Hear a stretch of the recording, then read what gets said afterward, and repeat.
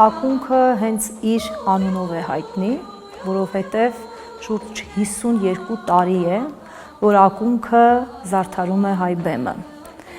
Ինչու ակունք խմբի անունը, որովհետև նշանակում է սկիզբ, աղբյուր։ Իսկ ակունքը ներկայացնում է ավանդական երգնուպարը հենց մաքուր, հենց ակունքից եկած, սկզբից եկած, ինչպես ժողովուրդն է արել։ Դրա համար մեր խմբի անունը ակունք է և մենք փորձում ենք այդ ակունքներին հավատարիմ մնալ։ Ջուրը կու գերվերին սարեն, հայ լայ լալարա տիրիրի դարիրա, ջուրը կու գերվերին սարեն, հայ լայ լալարա տիրիրի դարիրա, կերթապեր մարմարքարեն, հայ լայ լալարա տիրիրի դարիրա, կերթապեր մարմարքարեն։ Ակունք պետական ազգագրական համույթի հիմնադիրը հայոց երգի Հայրիկ Մուրադյանի դուստր Մարո Մուրադյանն է։ Խումբը ստեղծվել է 70-ականների սկզբին, 74 թվականին արդեն պետական խումբ է կոչվել ակունքը շնորհիվ Ստեփան Պողոսյանի։ Եվ Մարո Մուրադյանը լինելով, ինչպես Հայրիկ Մուրադյանը Շատախցի, Արևմտյան Հայաստանի, Վասպուրականի, Շատախի ջնուկ գյուղից էին եւ իրենց արմատները շատ կապված էր երաժշտության հետ։ Մարոյի հենց համար առաջին աղբյուրը Հայրիկն էր, որտեղ բոլորին է հայտնի, որ Հայրիկ Մուրադյանին ասում ենք հայոց երգի հայրիկ։ Բարի լուսու աստղերևաց աղոթարան դռներն իված բարոված վեր լուսաղոթրան սարված լացեմեր թամ գուտան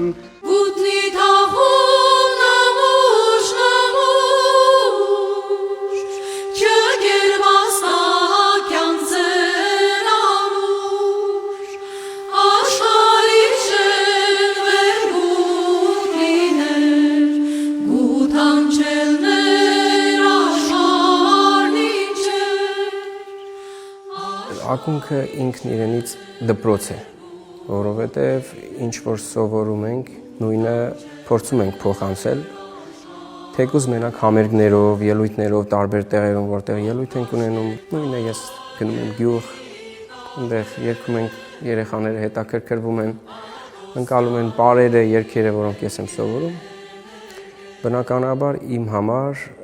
մի մեծ դպրոց է ակունքը։ Յարյար հորով են, հոտաղ ջան յար Ակնակոսին զենչերովի խամբաջին յար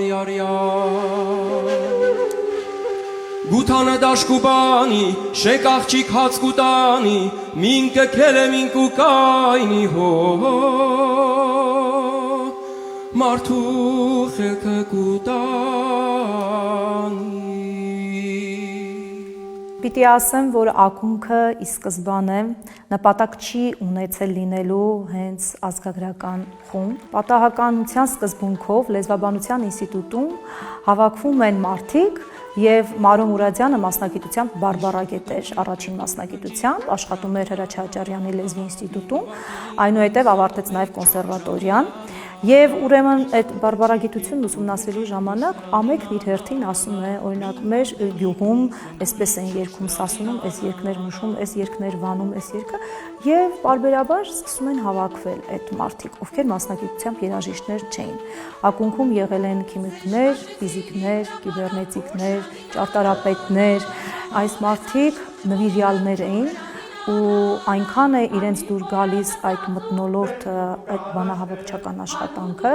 որ այդպես հիմք է դրվում ակունքի սկզբին։ Արութունը պեսացու, լենթու պուկանաշները, վարդանուշը հասնացու, բերբակին ծաչիցները, լենթու պուկանաշները, բերբակին ծաչիցները, լենթու պուկանաշները, բերբակին ծաչիցները։ Ի սկզբանե իրենք չեն էլ մտածել, որ սա պետք է դառնա խումբ և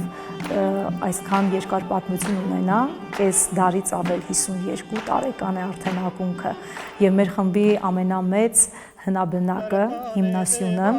այս պահին, որ մեզ հետ է, Սարգիս Բաղդասարյանն է, մեր շատ սիրելի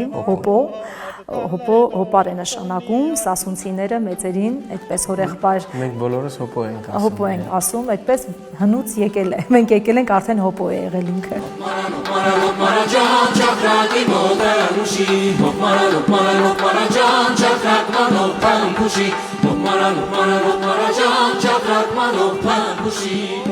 Այս տարիների ընթացքում ակունքում 4 ղեկավար է եղել Մարո Մուրադյանից հետո։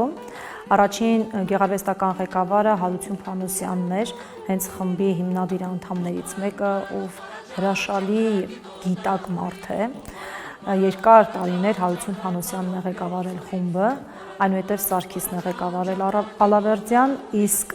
2016 թվականից մեր խմբի գեղարվեստական ղեկավարն է կոմիտասագետ կոմպոզիտոր Արթուր Շահնազարյանը, ով իր հետ բերեց մոտ 300-ից ավել նոր երգեր եւ ակունքի երգացանկը համալրվեց եւս 300 երգով։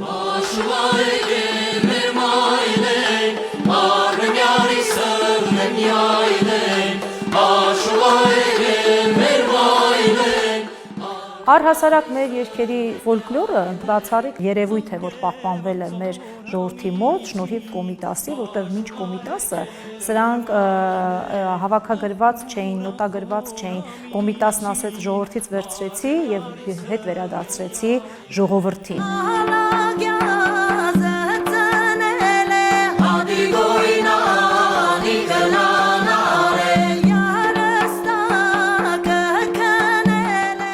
Առհասարակ հայ ժողովրդի կյանքում չկա որևէ մի գործողություն, որ առանց երգի կամ պարի ուղեկցված լինի։ Ժողովուրդը ինքն է ստեղծել, սա այս երգերը ոչ մեկ չի գրել, ոչ մեկ չի ստեղծել, ոչ մի հեղինակ չկա այստեղ։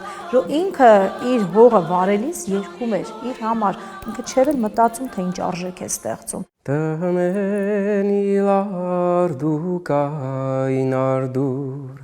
Մեջքդ բարակ խանջարի բուր,